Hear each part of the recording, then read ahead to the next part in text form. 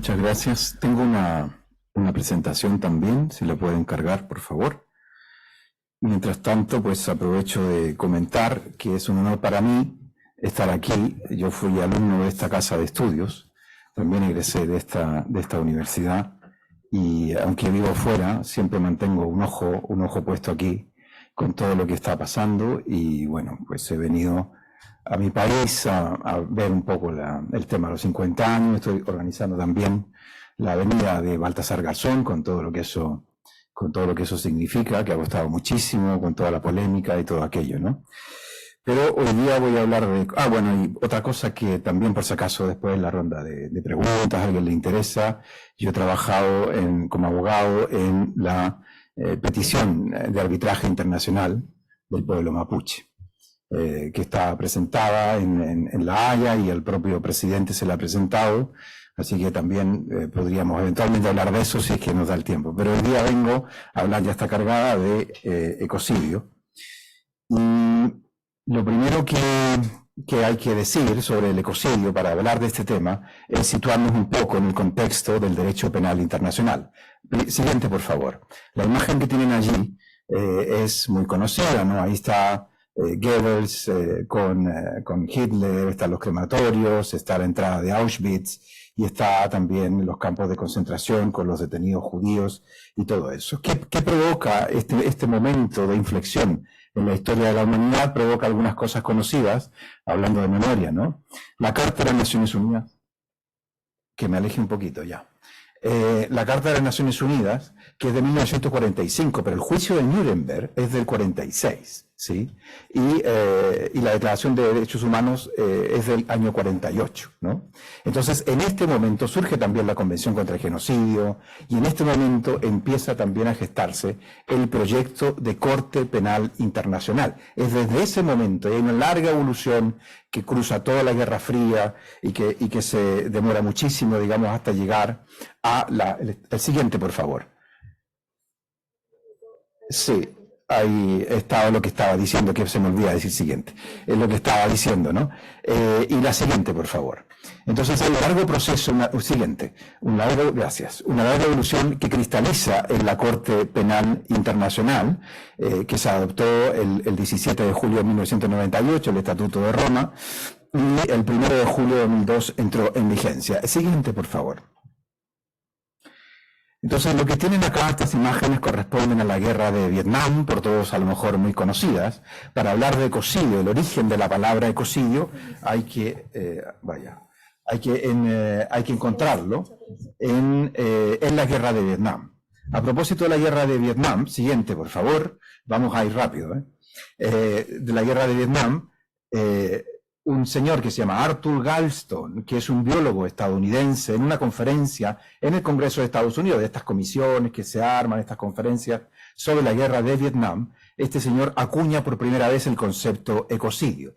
¿Qué significa ecocidio? Ecocidio es una palabra grecolatina, que es un constructo que viene de esta época, que viene del ecos, que es griego, que significa hogar o casa. Y cidio, que es una palabra latina que significa matar. Entonces, ecocidio es literalmente matar nuestra casa, matar nuestro propio hogar.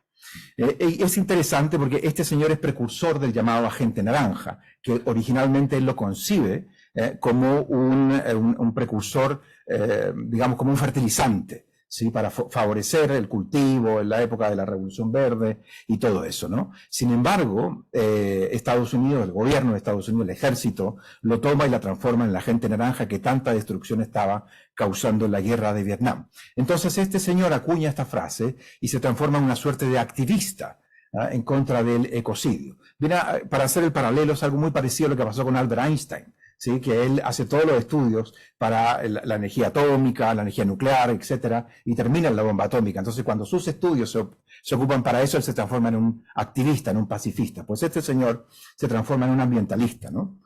Bueno, sigo avanzando. Se habló de ecocidio en la conferencia de Estocolmo, de Naciones Unidas. Por primera vez se hace una conferencia sobre, le llamaron en esa época, el medio humano. Y allí vuelve a aparecer la palabra ecocidio. Este señor que está aquí es Olof Palme, ¿no? El mítico primer ministro de Suecia, que también en su discurso inaugural habla de ecocidio, es un progresista por excelencia. Siguiente, por favor. Sigo avanzando rápidamente. En el año siguiente, en el año 73, este señor es Richard Falk, y él propone una convención de Naciones Unidas sobre ecocidio, en tiempos de guerra, porque está todo centrado en la guerra de Vietnam, pero también en tiempos de paz. Siguiente, por favor. Esto cristaliza, este movimiento cristaliza en el protocolo adicional de 1977 de los convenios de Ginebra del año 49, ¿no? Y ahí los artículos 35.3 y 55 se habla de los daños extensos, duraderos y graves al medio ambiente natural. Siguiente, por favor. Pues seguimos avanzando y en la década de los 70, 80 hay más debates sobre el nuevo futuro crimen de ecocidio, particularmente en la Comisión de Derecho Internacional que estaba haciendo los estudios para la Corte Penal Internacional, pero también para el Código de Crímenes contra la Paz y Seguridad de la Humanidad. Este señor que está aquí se llama Benjamin Whittaker y es un referente, digamos, súper importante en la evolución del derecho penal internacional. A él le encomiendan el estudio sobre el genocidio, ¿no? ¿Cuál es la situación actual del genocidio en la humanidad después que se han cumplido tantos años desde la adopción en el año 48? Y ahí él establece distintas maneras de ampliar el concepto. Y se habla de etnocidio, pero también él habla de ecocidio. Nuevamente aparece la palabra ecocidio. Y este señor es Dudu Thiam, es parte de la Comisión de Derecho Internacional, y entre las listas de crímenes que van a ir o que irían a la Corte Penal Internacional en este proyecto de Código de Crímenes contra la Paz y Seguridad de la Humanidad, aparece nuevamente el ecocidio, como toda violación grave de una obligación internacional de importancia esencial para la salvaguardia y preservación del medio humano. Seguimos hablando de medio humano, ¿no? Bueno, pues hay más propuestas, etcétera, pero voy a ir un poco más rápido porque se me va el tiempo. Finalmente, en el año 91 se reemplaza el término ecocidio y más adelante en la evolución hay 3 estados que se oponen a que los crímenes ambientales sean parte del estatuto de la Corte Penal Internacional, el futuro estatuto de la Corte Penal Internacional. ¿Quiénes son? Reino Unido, Estados Unidos y Países Bajos. ¿Qué tienen en común estos 3 países? Que son petroleros, ¿sí? Y por tanto quieren seguir contaminando, defienden sus intereses. Entonces, en el año 96 se adopta el primer borrador del Estatuto de la Corte Penal Internacional, y allí entonces solamente existen los crímenes ambientales como crímenes de guerra, porque ya existía el protocolo adicional primero, entonces no pudieron quitarlo porque ya había una convención. Pero no aparece referido a los crímenes de lesa humanidad, tampoco aparece como un delito autónomo, ¿no? Y hay una constancia que se deja en este proyecto, en los comentarios, de que hay 19 estados que están a favor de la inclusión del ecocidio y de los crímenes contra el medio ambiente. Y lamentan, digamos, que no se haya podido avanzar más en ese momento. Siguiente, por favor.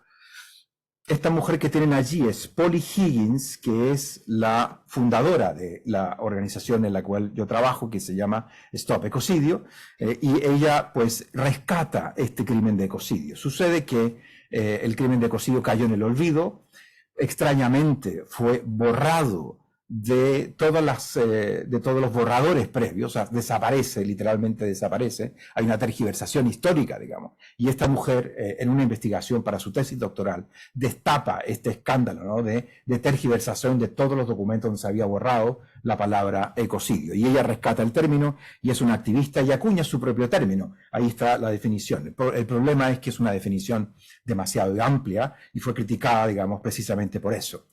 Entonces, por esa razón se convoca, siguiente, por favor, un panel de expertos en el año 2021, en plena pandemia, para establecer una definición legal o una definición jurídica que pueda ser una propuesta de cara al Estatuto de la Corte Penal Internacional para que se enmiende y se incluya ahora sí el ecocidio, ¿no?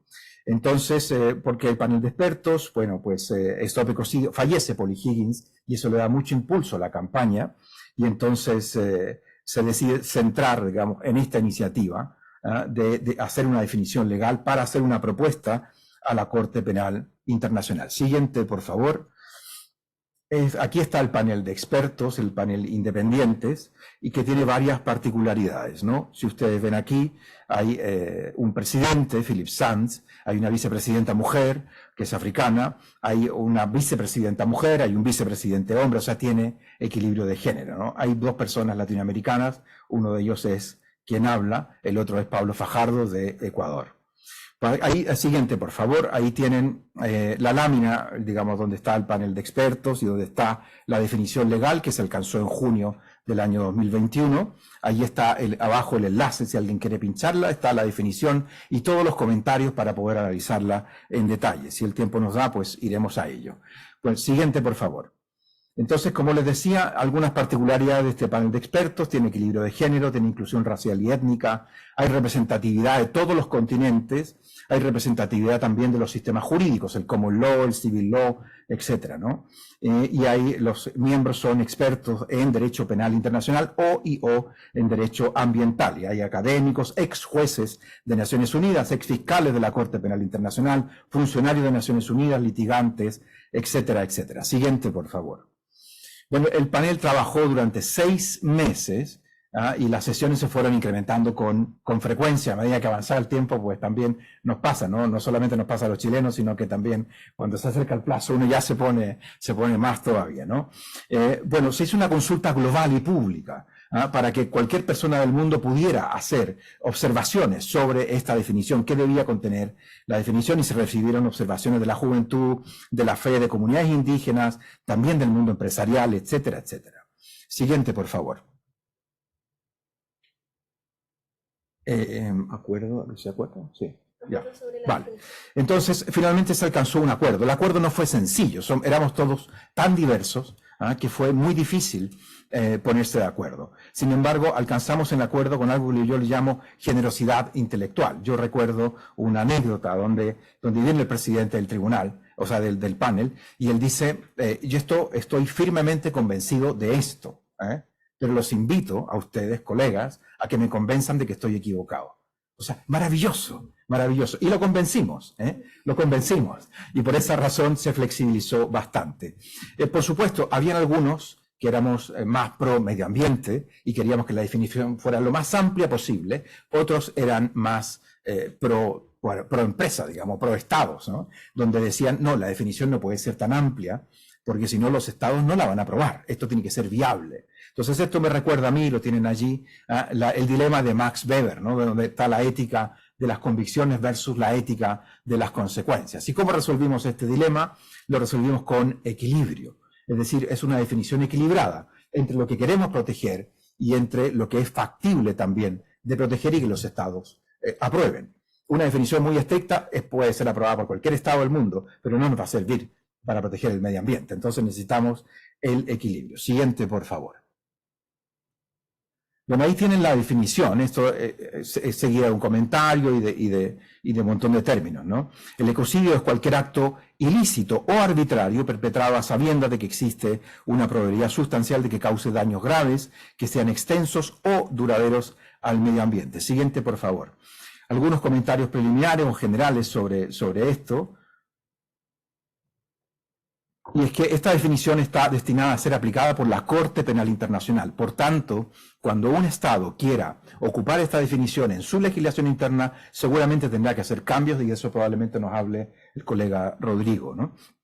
Que hablará de la situación en Chile sobre el ecocidio. Lo otro es que pretende también explícitamente abordar un enfoque ecocéntrico o biocéntrico, ya no antropocéntrico. No hace falta, decíamos también, reconocer que la naturaleza tiene derechos.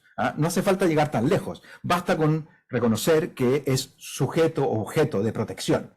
Los animales no son sujetos de derecho, pero sí son objetos de protección, por ejemplo, ¿no? Y entonces este enfoque no llega tan lejos como llegan los derechos de la madre tierra, etcétera, como ese movimiento, pero por lo menos establece que la naturaleza es objeto de protección en sí mismo, ¿no? Ahora, esta definición tampoco pretende ser ni la única ni la mejor manera de proteger el medio ambiente. Humildemente pretende ser solamente una definición para el debate que tendrá lugar en la Corte Penal Internacional cuando se adopte esta definición. Pero sin embargo, alguien puede criticarle, puede decir, se equivocaron aquí, o esto podría ser mejor de esta manera. Bueno, sí, pues, probablemente, está abierta al debate, ¿no? Sin embargo, este es el resultado del consenso entre 12 expertos de distintas partes del mundo, que han concordado en esta definición y han tenido en cuenta, la necesidad de este equilibrio. Siguiente, por favor.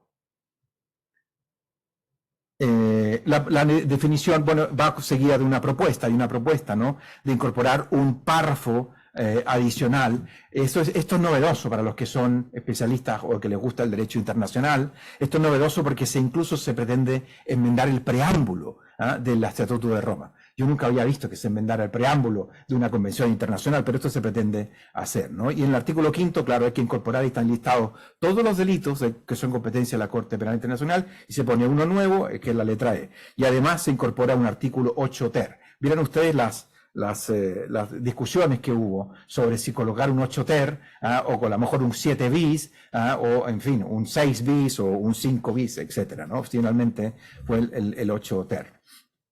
Bueno, la redacción, unas breves notas sobre la redacción. Esto es un nuevo instrumento hecho, como se dice en España, con viejos mimbres. Es decir, todas las frases, los párrafos de la definición misma y de la definición de términos que se ocupan en la definición están todos ocupando frases que ya existían en el Estatuto de la Corte Penal Internacional o bien ya existían en el derecho vigente, derecho penal o derecho ambiental internacional. Aquí hay un ejemplo, pero no nos va a dar el tiempo de detenernos en ello, ¿no?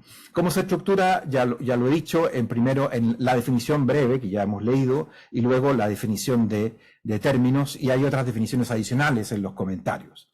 Pues la primera, siguiente, por favor. Ahí está párrafo 1, ahí está la definición que ya la hemos leído. Siguiente, por favor. Vamos al párrafo siguiente, que se establece la definición de términos. Y estas definiciones de términos son varias, pero pueden agruparse. Algunas están referidas al daño probable al medio ambiente y otras están referidas a la acción misma que genera el peligro al medio ambiente. Siguiente, por favor. La primera, en inglés son threshold, que son umbrales, ¿no? Pero en español la hemos traducido como requisitos. ¿Cuáles son los requisitos en relación al daño? El daño debe ser grave, siempre grave, y hay una definición de daño, no puedo detenerme en eso, pero tiene que ser además generalizado y a largo plazo, generalizado o extenso, ¿no? O sea, que abarca una gran extensión, y aquí en la definición se incorporan también comunidades humanas, o sea, pueblos indígenas, pero también grandes extensiones de terreno, en fin, ecosistemas en sí mismos, etcétera. Y o a largo plazo. Aquí es interesante porque esto también es fruto del consenso. Si recuerdan, lo pasé muy rápido, pero el protocolo adicional de Ginebra, el del año 77, en esos dos artículos que yo citaba, se establece que el daño debe ser grave, generalizado y a largo plazo, ¿sí? Extenso y a largo plazo. Ahora se flexibilizó por el panel de expertos y se dijo o sea, siempre grave, 2 de 3, y generalizado o grave y a largo plazo, ¿no?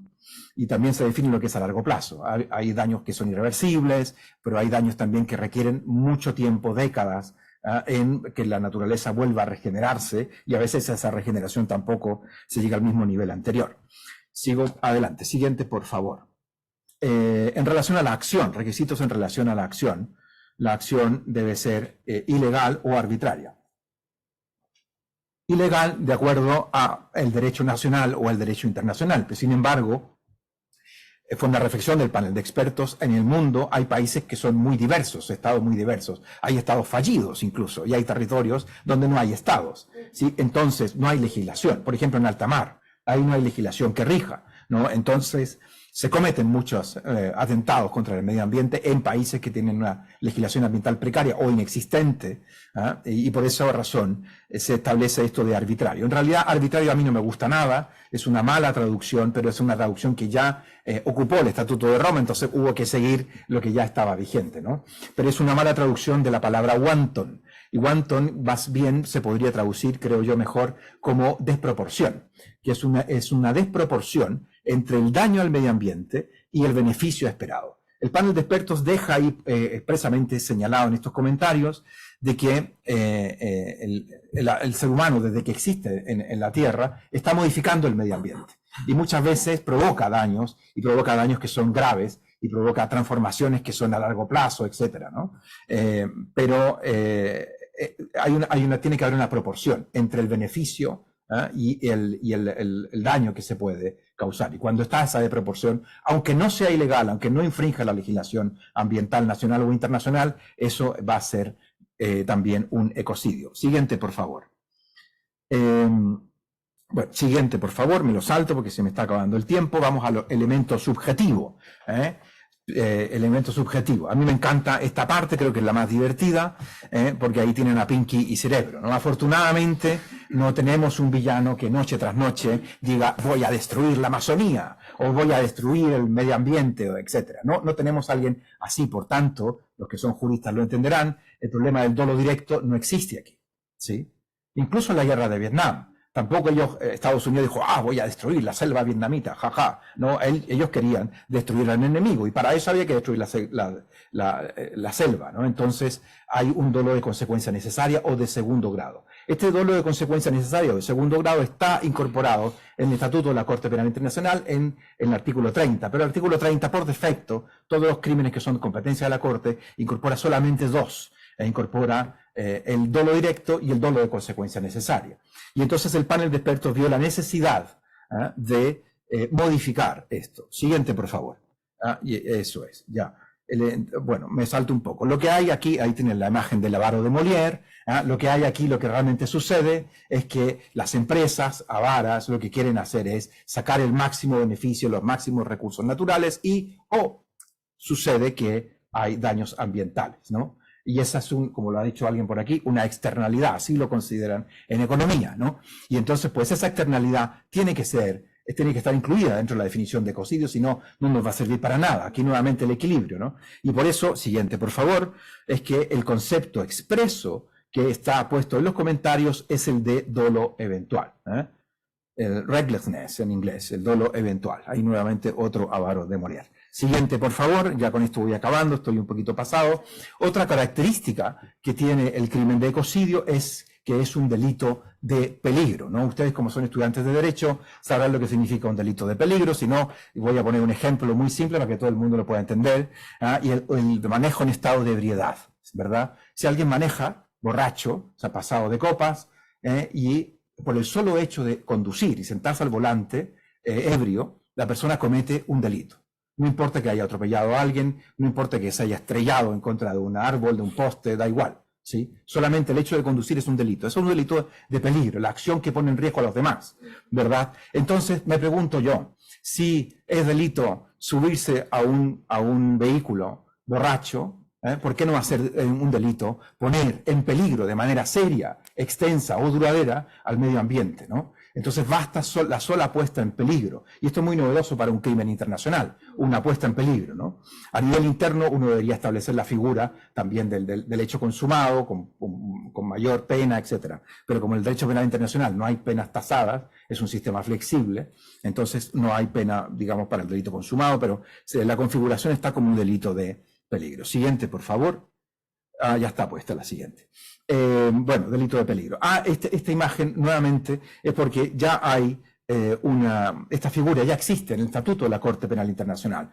Y a propósito justamente de los atentados al medio ambiente en el contexto de conflictos armados. Es decir, dirigir un ataque, el hecho solamente de dirigir un ataque con la intención, y eso con eso ya es un delito, ¿no? O sea que tampoco es una innovación tan grande en el ámbito internacional. Un poco sí, pero no tanto. Y con esto ya acabo.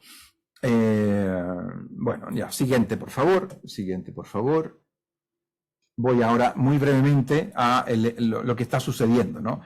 A nivel interno, ¿qué adecuaciones creo yo que deberían hacerse a este tipo penal internacional o a esta propuesta para que pueda ser el ecocidio un crimen en el derecho interno. Se necesitan más definiciones de términos, hay algunas que están puestas, otras no.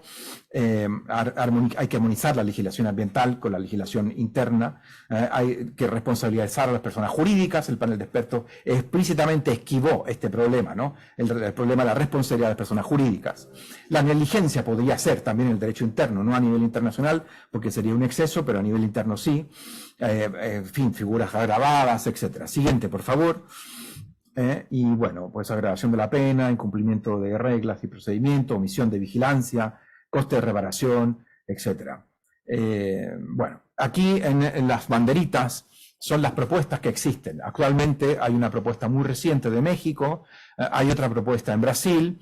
Argentina tiene una anteproyecto, ¿no? En el caso de Chile no me refiero porque Rodrigo nos va a explicar la situación de Chile. Hubo un proyecto, se estaba trabajando en otro y parece que ahora hay una ley que de alguna manera indirectamente recoge en una ley de delitos económicos, pero recoge también una figura muy similar al ecocidio, ya la explicará en detalle el colega.